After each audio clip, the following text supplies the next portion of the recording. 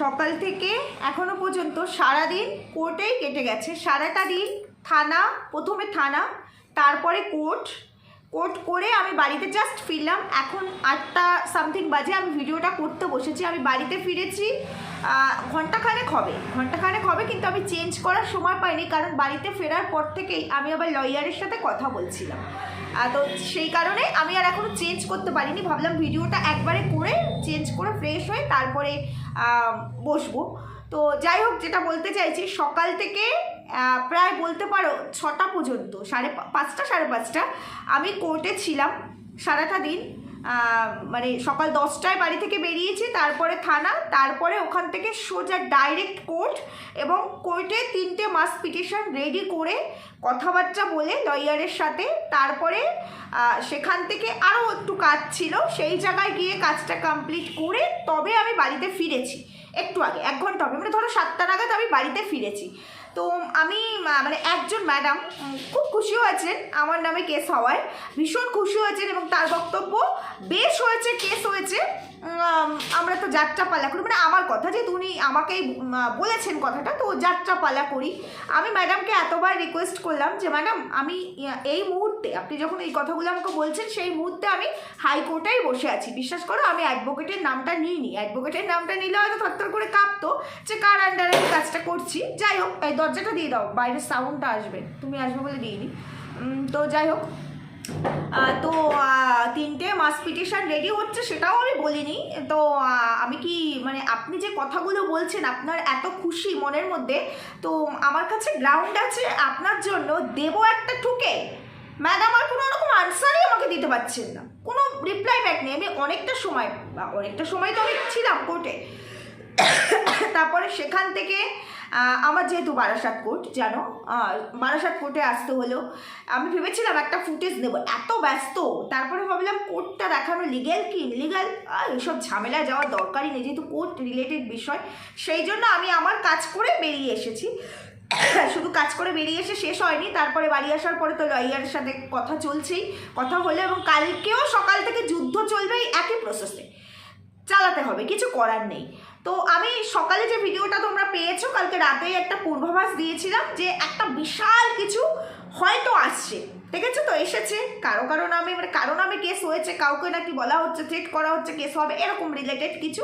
এবার সেই থ্রেট করা হচ্ছে, তার মধ্যে আরও কে আছে সেগুলো তো আর বলতে পারি না। আমি কিন্তু বলেছিলাম যদি আমার মাথার ওপরেও আসে, তাহলে তো আসলেও কন্টেন্ট হবে, না আসলেও কন্টেন্ট হবে। তো আমার কেস রিলেটেড বিষয়টা আমি একটু পরে বলছি, তার আগে ভিডিও রিলেটেড কিছু কথা বলে নিই, যেটা বলতে হবে আমার এই রিলেটেড কথা বলতে গেলে। সেটা হলো গিয়ে, এই যে কেস কামারি আমাদের মালকিন যে করলো, ভিডিওতে ইন্ট্রো দিইনি, না দরকার নেই, থাক। কেস কামারি যে মালকিন করলো, কারণ তিনি এখন ভালো হয়েছেন, ভদ্র হয়েছেন, তো সেটার উপরে এখন তাকে কেন এলিগেট করা হচ্ছে, তাকে এখনও কেন কাটাছেড়া করা হচ্ছে? একটা মানুষ জীবনে একবার অন্যায় করলে তারপরে সে যদি ভালো হয়ে আসে, তারপরেও কি সমাজ তাকে অন্যায়কারী বলতে পারে? হ্যাঁ ম্যাডাম, আমি আপনাকেই প্রশ্ন করছি। যেহেতু আমি যে কথা বলবো, সেই কথা প্রত্যেকটা ভিডিও ভেতরকার কথা, মানে ভিডিওর বাইরের কোনো কথা আমি বলবো না, যেটা অলরেডি আপনারা বেঁচেছেন।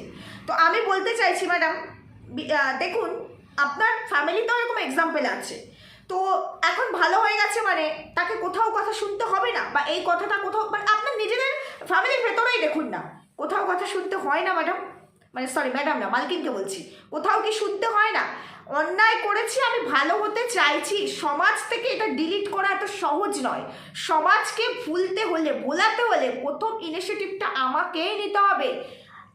মালকিনের কি ভূমিকা এখানে ইনিশিয়েটিভ নেওয়ার? দেখো, যেটা ম্যাডাম করেছে, যারা বলছে ভুল করেছে, তারা নিজেরা সব থেকে বড়, বলতে পারো মানে মোস্ট একতরফা কথা বলছে, মানে এর থেকে অন্য কোনো ল্যাঙ্গুয়েজ আমি দিতে পারলাম না, মানে মোস্ট বাজেট কথা বলছে। যারা বলছে এটা ভুল, প্রথমত মালকিন যেটা করেছে সেটা অপরাধ, গুরুতর অপরাধ, কারণ সে টিনেজার এজে এটা করেনি, সে একটা ম্যাচুরেট বয়সে এসে করেছে, এবং রীতিমতো কামিয়েছে, দায়িত্ব নিয়ে তার ফ্যামিলি পার্সনরা সেটা অ্যালাউ করেছে। আমাদের মতো সাধারণ ফ্যামিলি পার্সন হলে আমাদেরকে বাড়ি থেকে বার করে দিত। যদি আমাদের হাজব্যান্ড আমাদেরকে সাপোর্ট করতো ভালোবাসার জায়গা থেকে, তাকেও বার করে দিত। প্রেস্টিজের জন্য, মান সম্মানের জন্য। তার ফ্যামিলি পার্সন তো সেটা করেনি, এবং তাড়িয়ে তাড়িয়ে সবাই যে এটা উপভোগ করে কিছু করছে, হাইলাইট হচ্ছে, হাইলাইট তো তারাই করেছে এবং রীতিমতো দালাল ফিট করে বিক্রি করেছে, সেটাকে তারাও তাড়িয়ে তাড়িয়ে উপভোগ করেছে, কারণ ব্যাংক ব্যালেন্স বাড়ছিল। আজকে হঠাৎ করে মনে হলো বিষয়টা আমি ভালো হয়ে গেছি, আমাকে ভালো হতে দাও, যদি আমি ভালো হয়ে যাই আমাকে ভালো হতে দাও, তবে ওই রিলেটেড ব্যাপারটা যেখানে 95% মানুষ ভুলেই গেছিল, আমরা কি আর ওই বিষয় নিয়ে কথা বলছিলাম? ও যেখানে খোঁচাচ্ছিল সেখানে দু একটা ওয়ার্ড আমি তো আমার মনে পড়ে না, আমি ট্রান্সলেট করে আজও পর্যন্ত কোনো কথা বলেছি, এখনও বলছি না, আজকের ভিডিওতেও বলবো না, এটা আমার সভ্যতা। এবার যার মধ্যে এই কালচারটা কম সে হয়তো বলেছে, সেটা পার্সেন্টেজ কীরকম 2-4 জন। সেই দিন যেটা হয়েছিল এর থেকে ক্ষতিকারক কিছু হয় না, এর থেকে নোংরামি কিছু হয় না, সেটাও একটা সময় পরে কিন্তু চাপা পড়ে গেছে, আর সেইগুলো নিয়ে কথাবার্তা হচ্ছিল না। কিন্তু এরা কি করলো, এরা ডিলিট করার নাম করে জিনিসটাকে আবার তুলে ধরলো। এবার মানুষের তো দায় নেই, অন্যায় আমি করেছি, অন্যায় আমি ছেড়েছি, সেই অন্যায়টা আমি আবার যদি রিপিট করি তখন মানুষ তো এটা নিয়ে কথা বলবে, এটা আমার বাড়ির আশেপাশে হলেও বলে। তো এখানে সোশ্যাল মিডিয়ার মারফতও তাই হয়েছে। কিন্তু ম্যাডামের বক্তব্য, ম্যাডাম যখন বলেছে এটা ভুলতে দাও, এগুলো ডিলিট করো, তোমাদেরকে বলেছি, এবার তোমরা চুপ করে থাকো, সেটা তো হয় না। তারপরেও মানুষ চুপ করে থাকতো যখন তারা বলেছিল যে এই স্টেপ নিতে যাচ্ছি আমরা, স্ট্রাইক মারবো, তারপরে তারা 7টা দিন ওয়েট করতো যে মানুষ সরিয়ে দিচ্ছে কিনা। সেটা না করে যখন এটা অ্যানাউন্সমেন্ট করলো তার কয়েক ঘন্টার মধ্যে অ্যাকশন নেওয়া শুরু করলো, মানুষ তখন কথা বলা শুরু করেছে। তার আগে কি কথা বলা শুরু করেছে? তার আগে কি আমরা এই রিলেটেড প্রসঙ্গে আর কোনো ভিডিও করছিলাম না? তাহলে আমার ওই যে কথায় বলে না, আমার জিনিস আমি সামনে কাটবো না পেছনে কাটবো, তো তোমার জিনিস তুমি সামনে একবার কেটেছো, পেছনে একবার কেটেছো, মাঝখানটুকু বাকি ছিল, জোড়াতাপ্তি তো আর দেওয়া যায় না একটা জিনিস ভেঙে গেলে। তবুও আমরা নিজেদের মানে বিবেক দিয়ে জিনিসটাকে ভুলে গেছিলাম, তুমি আবার মাঝখানটা ধরে নাও কাটলে, তাহলে তো কথা হবেই। আর আরও বেশি ভুল করলে এই কেস পড়ে এরপরে তোমাকে কি কি সামলাতে হবে? দেখো, কোনো কিছু কিন্তু একতরফা হবে না, সবই দুতরফা হবে। যারই ইনফ্লুয়েন্সে তুমি এই কাজটা করো না কেন, যারাই তোমাকে মানে দেখো সামনে গুটি তো তুমি, যারাই পেছন থেকে যারাই যা করুক না কেন, গুটি কিন্তু তুমি। এবার গুটি ধরলে মাথাও আসবে না? এবার এই যে খেলা এখন যে হবে, দুতরফে খেলা হবে, ভালো হবে, তাহলে জিনিসটা ভোলা গেল। এবার তো আরও মানুষের ভেতরে গেঁথে গেল। তুমি ভদ্র হতে পারলে, ভদ্রতার পরিচয় এটাতে নয়। মানুষ একটা অপরাধ করলে যে একবার ধরো খুন করে, সে সংশোধনাগার থেকে যখন বেরিয়ে আসে, সে যদি ভালো হয়ে যায় সবার চেষ্টা করবে তাকে ভালো হতে সাহায্য করা। তাই বলে কি এটা নিয়ে গসিপ হবে না? তাই বলে কি এটা মানুষ ভুলে যাবে না? সে একবার কিন্তু সংশোধনাগারে গেছিল, খুন করেই গেছিল, এটা মানুষের মন থেকে ভোলা সম্ভব নয়। কিন্তু তাকে কি ভালো কাজের মাধ্যমে মানুষকে বোঝাতে হবে যে দেখো আমি ওটা যেটা করেছিলাম অন্যায়, কিন্তু সেখান থেকে আমার রিয়েলাইজেশন হয়েছে, আমি এবার ভালো হয়েছি। সেটা না করে মালকিন দিনের পর দিন এমন টাইটেল ক্লিকবেট খেলে গেছে, এমন কন্টেন্ট দিয়ে গেছে টাইটেল থাম্বনেলের মধ্যে, আর দু একটা কমেন্টের রিপ্লাই এমনভাবে দিয়ে গেছে, আর তার সঙ্গে 5টা টিচার দিদিকে বসিয়ে রেখেছে যে আবার দালালি করে। তাই এইটা নিয়ে এত বেশি চাউর হয়েছে, তাই না? এইবার এই প্রসঙ্গে আমাদের টিচার দিদির কালকের ভিডিও দেখেছি, আমি আজকে কারো ভিডিও দেখতে পারিনি, শুধু ছোটোমার ভিডিওটা দেখেছি মালকিনের, আদারওয়াইজ আমি কারো ভিডিও দেখতে পারিনি। তো টিচার দিদির বক্তব্য, আজকেও নাকি টিচার দিদি খুব লাফিয়ে ঝাঁপিয়ে ভিডিও করেছে, আমি দেখার সময় পাইনি। তো টিচার দিদির কালকের বক্তব্য যেটা ছিল সেটা হলো গিয়ে যে তাদের সম্পর্ক একবার ভেঙেছিল, তারা দুজনেই অন্যায় করেছিল, তারপরে কেস কামারি হয়েছে, তারপরে তাদের সম্পর্ক ফেভিকলের মতো এমনভাবে আটকেছে, ফেভিকল বলাটাও ভুল, অন্তরের আত্মার সম্পর্ক হয়েছে, যেটা কোনোদিনও ভোলার নয়। বলছি এই ঝামা ঘষার কথাটা আমাদের টিচার দিদি খুব বলেন, ছোটো মাছকে ভালো জামা ঘষলো না, মানে টিচার দিদির এমন পরিস্থিতি, ছোটো মা যেটা বললো, তুমি পরিবারের ভেতরে পরিবারগুলোকে ভাঙার চেষ্টা করছো। বলি কি ছোটো মা, টিচার দিদির চরিত্রই তো তাই, ও তো ঢুকে চাই পরিবার ভাঙার জন্য, আর ওই মালকিন সেও চায় পরিবার ভেঙে যাক। তা না হলে আমরা যারা আছো, ক্যামেরার ওপাশে যারা আছো, আমাদের ফ্যামিলির ভেতরে যেটা সোশ্যাল মিডিয়ায় নেই, দেখো আমি তুমিও কাজ করি, এরকম অনেক আছে, আমাদের ফ্যামিলিতে কি সমস্যা নেই, ইস্যু হয় না, আমরা সেটাকে হাইলাইট করবো না? তো সেখানে 3% আমরা এন্ট্রি তো দেবো না। যতই ক্লেশ থাকুক, যতই দ্বন্দ্ব থাকুক না কেন, তারপরেও আমাদের কিন্তু এই ফ্যামিলির পরিচয় নিয়েই বাঁচতে হবে। মরার সময়ও এই ফ্যামিলির পরিচয় নিয়েই মরতে হবে, উঠতে হবে ওই জায়গায়, এবং ডেথ সার্টিফিকেটেও কিন্তু আমার এই ফ্যামিলির পরিচয়ই আসবে। মালকিন এটা ভুলে যায়, কারণ অলরেডি দুটো কান কেটে ফেলেছে, তো কিচ্ছু যায় আসে না। এই যে এখন যে রবটা চলছে খুব ভালো, তো এই রবটাও সে নিজে ইচ্ছাকৃত স্প্রেড করছিল, তারপরে থেমে যেত, কয়েকটা দিন চলতো, তারপর তো থেমেই যেত, থামতে দিচ্ছেই না, কারণ ফিট করে রেখেছে টিচার দিদিকে। টিচার দিদি অনর্গল এটাকে রিপিটেডলি, যখন এটা নিয়ে হচ্ছে না তখন ফ্যামিলিকে কচাচ্ছে। ছোটো মা একটা কথাই বললো টিচার দিদিকে, তুমি তো সব জানো, তুমি কি করে জানবে পরিবারের ভেতরের কথা? ও বাবা, ও জানবে না তো কে জানবে? ও তো স্ট্র নিয়ে বসেই পড়েছে, পরিবারের ভেতর কথা বিক্রি করে ব্যাংক ব্যালেন্স বাড়াবে। ও তো এটা করার জন্যই এই কন্ট্রোভার্সি জোনে এসেছে, যেটা আদার্স কোনো কন্ট্রোভার্সি ক্রিয়েটার করতে পারবে না। কোনো প্রাইভেসি কারো রাইট নেই বিক্রি করার, সেটা আমি হই কি তুমি হই। এবার যদি আমি দায়িত্ব নিয়ে আমার ঘরের ভেতরে প্রাইভেসি বিক্রি করি, মানুষ সেটা নিয়ে গসিপ করবে না, কথা বলবে না? এটা হয়। কিন্তু আমি যেটা বিক্রি করব না সেটা আমি টিচার দিদির হাতে সাবমিট করে দিচ্ছি, টিচার দিদি প্রোভাইড করছে, তাহলে সেটা নিয়ে কথা হবে না কথা? এই কাজটাই টিচার দিদির যতগুলো ব্লগারের জীবনে ঢুকেছে সেই ব্লগারগুলো ধ্বংস হয়ে গেছে, আর এই মালকিনের টার্নিং শুরু হয়ে গেছে। এবার মালকিন খেলা বুঝবে, উল্টো দিকের যখন চাপটা আসবে। এই যে কেস খেলাটা শুরু করলে, একবার শুরু করেও তো হয়নি, তখন তো লিগ্যাল প্রুফ ছিল, এখন লিগ্যাল প্রুফগুলো কিন্তু মানুষের হাতে আছে, কারণ তুমি ছড়িয়েছো, তুমি দিয়েছো, তাহলে দায় তো তোমাকে সারা জীবন বইতে হবে। যদি তুমি মনে করো আমি তখন যেটা করেছি ভুল করেছি, অন্যায় হলেও ভুল করেছি, তাহলে মানুষকে ভুলতে সাহায্য তোমাকেই করতে হবে। তুমি বাচ্চা কুদু হয়ে তো এই কাজটা করোনি, তোমাকেই সাহায্য করতে হবে। তাহলে তোমাকে এইরকম কিছু দেওয়া যাবে না, নর্মাল লাইফস্টাইল দেখানো যায় না, তোমার তো দৈনন্দিন লাইফস্টাইলের চ্যানেল, নর্মাল কিছু বলা যায় না, তার মধ্যেও ক্লিকবেট খেলা যায় না। কিচ্ছা বেছে এই ক্লিকবেট খেলতে হবে, কিচ্ছা বেচা টাইটেল থাম্বনেল দিতে হবে, অন্যকে তাকানো টাইটেল থাম্বনেল দিতে হবে। আরে আমরা তো বসাই থাকি কুটকাচালি করার জন্য, গসিপ কোথায় আছে সেটাই শোরগোল পড়বে, এর জন্যই বসে থাকি। তাহলে তুমি সেই সুযোগটা দিচ্ছ, আমি জানি তুমি খুব কন্ট্রোভার্সি ভালোবাসো, ওটা নেওয়াটাই তোমার কাজ, কিন্তু আমার কোনো কিছু রিজনের জন্য যদি আমি এত বড় অন্যায়টাকে ডিলিট করতে চাই, তাহলে আমাকে তো সংশোধন সবার আগে হতে হবে। হয়েছ কি? আজকে খেলা বুঝবে, কান টানলে কিন্তু মাথা আসবে, রেডি থাকো, খেলা এবার জমবে, বুঝতে পেরেছ? আর এটার জন্য সম্পূর্ণভাবে মালকিন নিজে দায়ী। আর এই মালকিন কান যখন টানবে, টিচার দিদিও কি বাদ যাবে না। কেস আবার শুরু করেছে, এরাই সব করবে, এরাই ভয় দেখাবে, সবসময় মানুষ ভয় পাবে। এটা কেন ভাবছো সবসময় মানুষ ভয় পাবে? কি কারণে? আবার তোমার হয়ে কথা বলে, মানে এগুলোর এগেনস্টে কথা বলতে গেলে আবার অনেক মানুষ বলে বসবে, অনেক মানুষ অনেক কিছু করবে, অনেক মানুষের অনেক অভিযোগ যে না একে বললো না, ওকে বললো না, আমরা সবাই দালাল। কালকে আমি যখন একটা ভিডিও করেছিলাম কালকে রাতে, সেটা আজকে সকালে পোস্ট হয়েছে, আমি একটা কথা বলতে ভুলে গেছি, ওখানে মিস করে গেছি আর কি, রাত্রিবেলা অনেক তাড়াহুড়ায় ভিডিওটা করেছিলাম।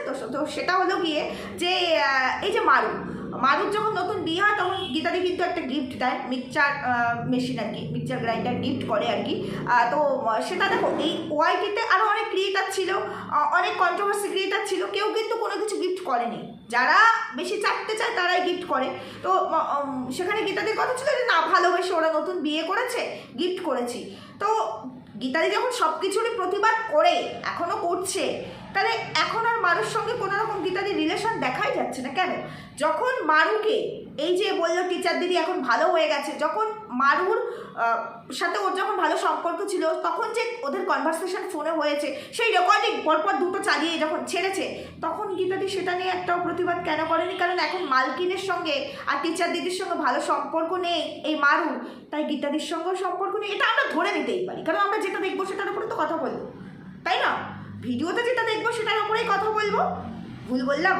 এবার মালকিনকে বলি, মালকিন তুমি সেদিনের কাজটা তো ভুল করেছিলে, তো তুমি বলছো তখন তোমার আবেগ কাজ করেছে, বিবেক কাজ করেনি। আজকে তো তোমার বিবেক কাজ করছে, আজকের কাজটা আরও বড় ভুল করলে। আর চাইল্ড অ্যাবিউজের একটা কথা এখানে এসেছে, যেটা আমি কারো ভিডিওই দেখিনি, যেটা শুনলাম। তো চাইল্ড অ্যাবিউজ নিয়ে এরকম একটা কিছু এসেছে।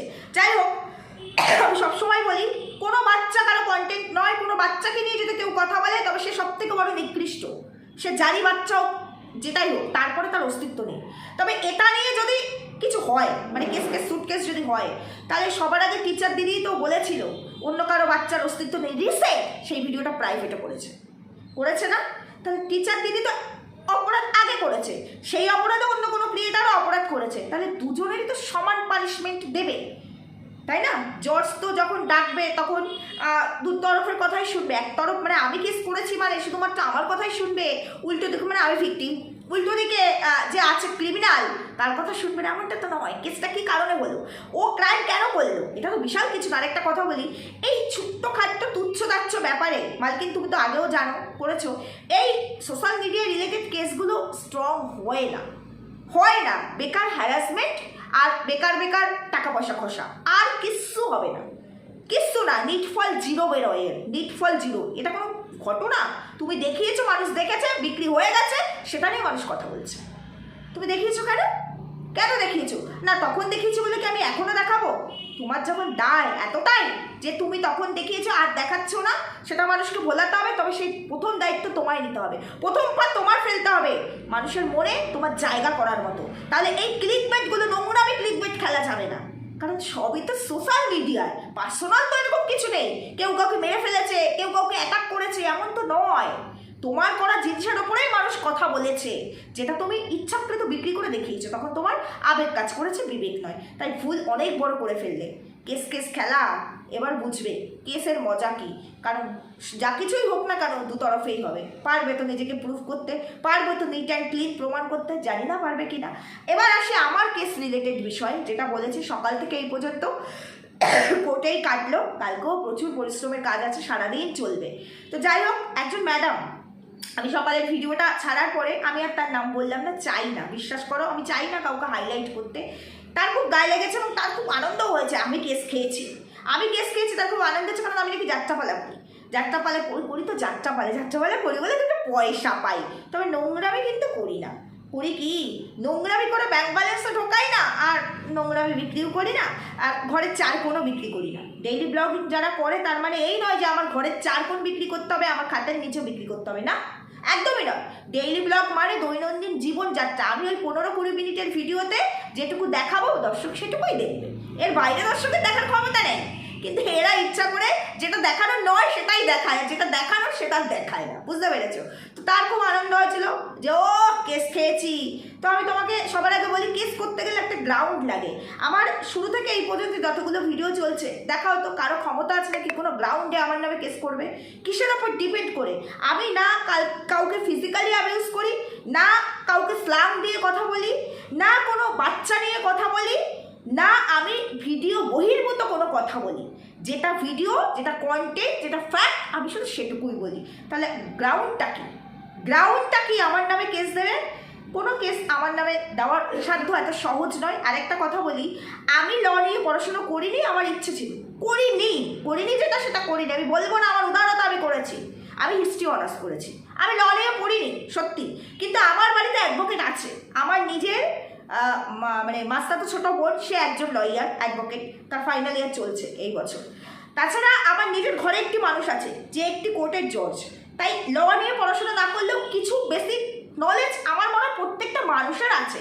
এখন যে অ্যাডভান্স দুনিয়ায় আমরা বাস করি, সেখানে ঘরে যদি আইনের দু একজন থাকে তাহলে বোধহয় নলেজটা আর একটু বেশি বাড়ে, প্রথম কথা। দ্বিতীয় কথা, এই যে ক্রাইম নিয়ে যে কথা বললো না, এই ক্রাইম রিলেটেড কাজ আমার হাজব্যান্ড প্রত্যেক দিন করে, 365 দিন, আর সেটা প্রধানমন্ত্রীর দপ্তরে জমা দিতে হয়। তাই ক্রাইম ব্রাঞ্চ রিলেটেড বিষয়গুলো আমি খুব ভালো বুঝি। তাই আমি জানি আমার লিমিট কতটা, আমার হাত কত দূর, আমি কত দূর বলতে পারি। আমার জন্য একটা গ্রাউন্ড খাড়া করা এত সহজ নয়। এবার লাস্ট তোমাদেরকে বলি না, আমি কোনো সোশ্যাল মিডিয়া কেন আদার্স কোনো রিলেটেড কোনো বিষয়ের জন্য আমি কোর্টে যাইনি। আমার পার্সোনাল একটা কাজের জন্য আমি কোর্টে গেছিলাম, যেখানে আমার হ্যারাসমেন্ট হচ্ছে, মানে একটা কাজের জন্য কাজ করতে গিয়ে আমার হ্যারাসমেন্ট হচ্ছে। এবার যেহেতু আমি লিগাল, আমার ডকুমেন্টস লিগাল, টোটাল সব লিগাল, আমার ক্ষমতা আছে, আমি মাস পিটিশন রেডি করেছি, আমি তাদেরকে আলটিমেটাম দিয়েছি। সেই কাজটা আমার 24 আওয়ার্স টাইম দেওয়া হয়েছে, মানে কালকে সকালের মধ্যে হাতে না আসলে মাস পিটিশন তারা পেয়ে যাবে, হাতে আসলে পাবে না।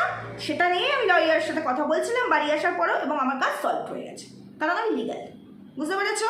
তাই এই সোশ্যাল মিডিয়ার সঙ্গে আমাকে গুলিয়ে ফেলো না। এবং আমি তাকে কমেন্টে রিপ্লাইও করেছিলাম যে আমি এখন হাইকোর্টেই বসে আছি। হ্যাঁ তখন আমি হাইকোর্টে বসেই ছিলাম, বসে বসে আমি জাস্ট ওই কমেন্টটাই দেখেছি, আর কোনো কমেন্ট দেখারও সময় পাইনি, কোনো ভিডিও দেখার সময় পাইনি।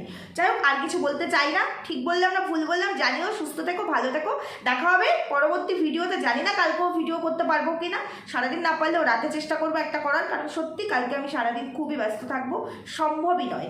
তো সেই জায়গায় দাঁড়িয়ে আমি চেষ্টা করবো রাতের দিকে করার। সবাই সুস্থ থেকো, ভালো থেকো, আর সবাই সবার মাথাগুলোকে বাঁচিয়ে রেখো। টাটা।